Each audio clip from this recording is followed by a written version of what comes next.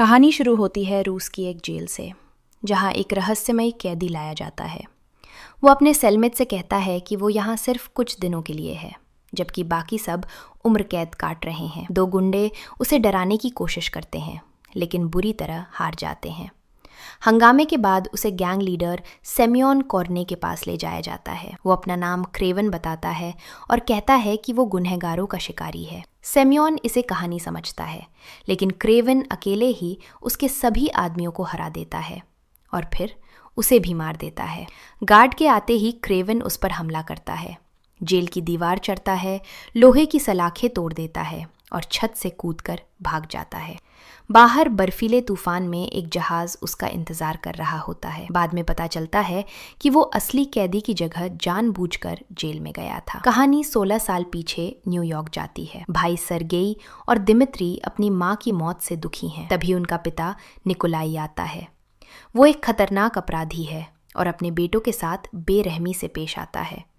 वो कहता है कि उनकी माँ कमजोर थी और इसलिए मर गई और कोई अंतिम संस्कार नहीं होगा। निकोलाई उन्हें अफ्रीका ले जाता है, जहाँ वो शेर का शिकार कराकर उन्हें असली मर्द बनाना चाहता है। वहीं तंजानिया में एक लड़की कैलिप्सो टैरो कार्ड पढ़ना सीख रही होती है। उसकी दादी उसे एक खास दवा देती है जिसमें चमत्कारी इलाज की ताकत होती है। निकोलाई सर्गेई को सिखाता है कि इंसान सबसे बड़ा शिकारी है, लेकिन दिमित्री को कमजोर कहकर सबके सामने डांटता है। रात में दोनों भाई बात करते हैं और पता चलता है कि दिमित्री असली बेटा नहीं है। शिकार के दौरान एक कारोबारी एलेक्सी साझेदारी का प्रस्ताव देता है, लेकिन निकोलाई उसे कमजोर कहकर इंसल्ट कर देता है। तभी सामने एक मशहूर खूंखार शेर आता है। सर्गेई को उससे अजीब सा जुड़ाव महसूस होता है, लेकिन निकोलाई गोली चला देता है, जिससे शेर भड़क उठता है। शेरजार अचानक सर्गेई पर झपटता है और उसका बैग पकड़कर उसे घसीट ले जाता है, जबकि निकोलाई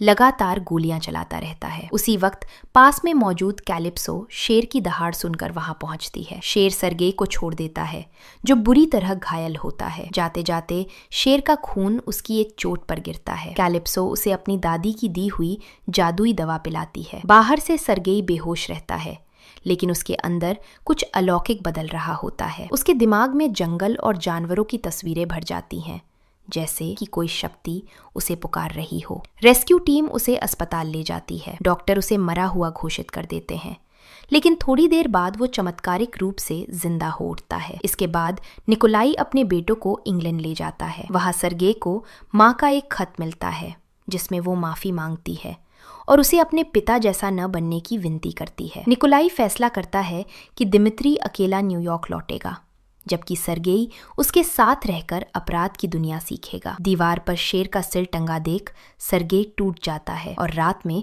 भागने का फैसला करता है। भागते समय वो दूसरी मंजिल से गिरता है, लेकिन अजीब फुर्ती से सुरक्षित उतर जाता है। दिमित्री उसे रोकने की कोशिश करता है, लेकिन सर्गेई कहता है कि उसके अंदर कुछ समझ से बाहर हो रहा है। चोरी छिपे जहाज से सफर करके वो पूर्वी रूस पहुंचता है। अब उसकी इंद्रियां बेहद तेज हो चुकी होती हैं और जानवरों से उसका गहरा जुड़ाव उसे कई बार मौत से बचा लेता है। वो जंगल में अपनी सीमाएं आजमाता है और समझ जाता है कि वो जानवरों जैसी ताकत, रफ्तार और फुर्ती हासिल कर चुका है। एक हिरन का पीछा करने के बाद वो गोली की आवाज सुनता है और दो शिकारियों को मरे जानवरों के साथ देखता है। वे उसे धमकाते हैं, लेकिन सर्गेई अकेले ही उन्हें हरा देता है। दूर से और हथियारबंद लोगों की गाड़ी देखकर उसे एहसास होता है कि ये सिर्फ शुरुआत है। सालों में वो गुनहगारों का शिकारी बन जाता है और अपना नाम क्रेवन रख लेता है। वो रूस में अकेला रहता है और आज भी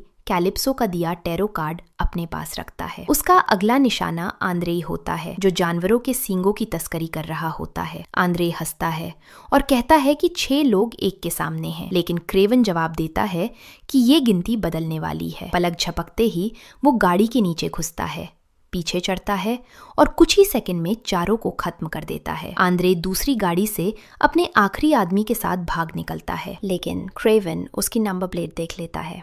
लंदन पहुंचकर आंद्रे अपने बॉस से झूठ बोलता है कि सब सुलझ गया है और शिकारी को उसने मार दिया। तभी वह देखता है कि उसकी कुर्सी पर क्रेवन बैठा है। क्रेवन उसका नाम अपनी लिस्ट से काटता है और उसे उसके साथी समेत दीवार में ठोंक देता है। लंदन में कैलिप्सो अब एक वकील है। हाल ही में उसके एक साथी की मौत सेमियोन कॉर्नी के हमले में हुई होती है। अंतिम संस्कार के बाद क्रेवन उससे मिलता है, टैरो कार्ड दिखाता है और बताता है कि सेमियोन मर चुका है। वह ये भी मान लेता है कि वही मशहूर शिकारी है। कैलिप्सो उलझन में पड़ जाती है क्योंकि इंसाफ के उसके तरीके अलग हैं और उसे डर है कि कहीं क्रेवन अपने पिता जैसा ना बन जाए। क्रेवन बताता है कि उसने अपने पिता का रास्ता बहुत पहले छोड़ दिया था और अब सिर्फ अपने भाई दिमित्री से जुड़ा है। वो अपनी अपराधियों की लिस्ट दिखाकर कहता है कि कानून से ज़्यादा असरदार उसका तरीका है और साझेदारी का प्रस्ताव देता है। कैलिप्सो सोचने का वादा करती है। उधर अलेक्सी अपने सलाहकार ब्रेंट के साथ शिकारी की अफवाहों पर बात करता है और उसे मामूली समझता है। सेमियोन की मौत के बाद वह माफिया की कमान संभालने जाता है, लेकिन 3 लोग उस पर गोलियां चला देते हैं। अलेक्सी खड़ा हो जाता है और सब समझ जाते हैं कि वह क्यों राइनो कहलाता है। वह अपने अंदर की राक्षसी ताकत दिखाने ही वाला होता है कि डर देखकर रुक जाता है। एक आदमी स्नाइपर से मारा जाता है और बचे 2 में से एक दूसरे को मार देता है। अलेक्सी का पहला काम दिमित्री के रेस्टोरेंट में निकोलाई पर हमला करना होता है। निकोलाई चाल समझ जाता है और एक आदमी को ढाल बनाकर बच निकलता है।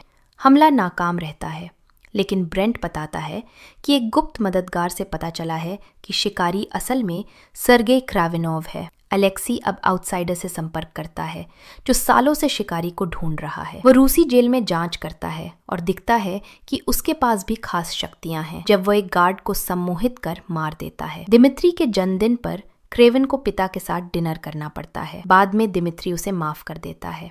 रात में क्रेवन बाहर घास पर सोता है। सुबह लौटने पर उसे पता चलता है कि दिमित्री का अपहरण हो गया है। क्रेवन ऊपर से कूदकर अपहरणकर्ताओं की गाड़ी के पीछे दौड़ता है। वह गाड़ी पर चढ़ जाता है, दरवाजा उखाड़ने लगता है, लेकिन कुचल दिया जाता है। फिर भी वह संभल कर देखता है कि अपहरणकर्ता हेलीकॉप्टर में भाग रहे हैं। क्रेवन उड़ते हेलीकॉप्टर को रस्सी से पकड़ लेता है।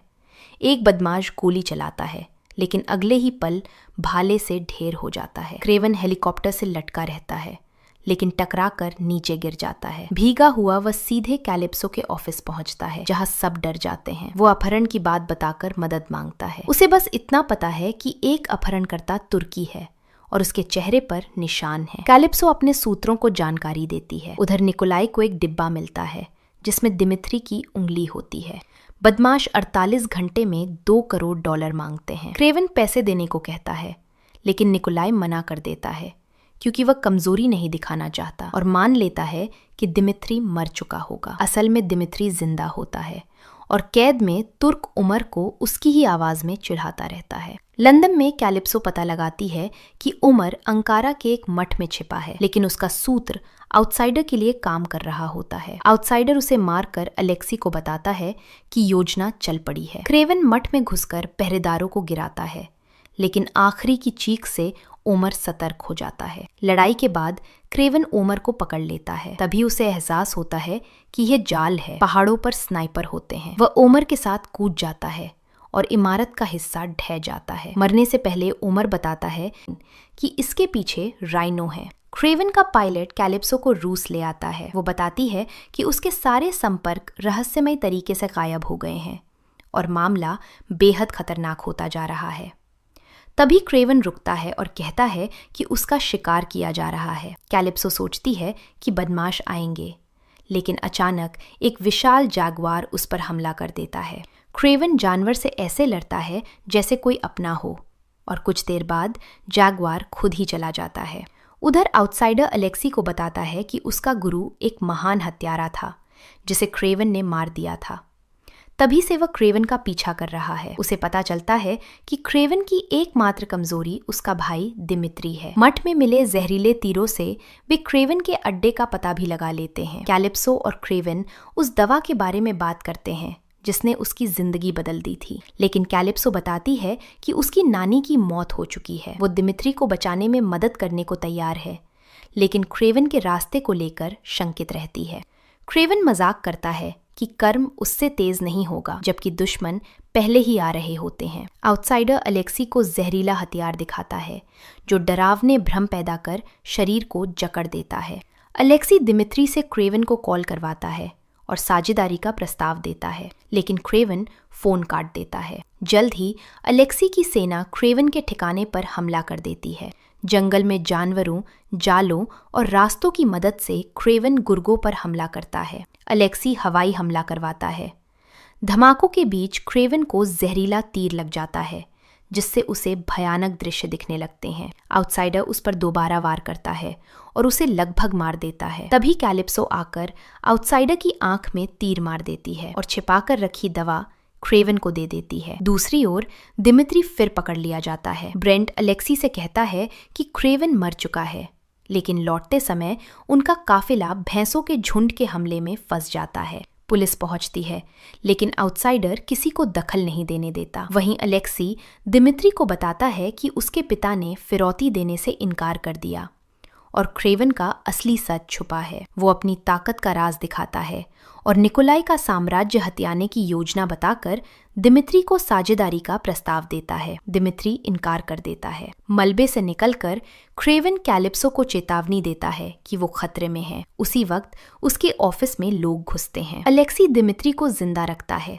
ताकि उसे चारे की तरह इस्तेमाल कर सके। जैसे ही लिफ्ट खुलती है, सब क्रेवन की उम्मीद करते हैं, लेकिन बाहर निकलता है आउटसाइडर। ये समझते ही कि ये सब उसके भाई की योजना है, दिमित्री मुस्कुराता है। गाड़ियां पलटने लगती हैं और तभी क्रेवन वापस आता है, जबकि अलेक्सी पूरी तरह अपने राइनो रूप में बदल चुका होता है। दोनों की जबरदस्त टक्कर होती है।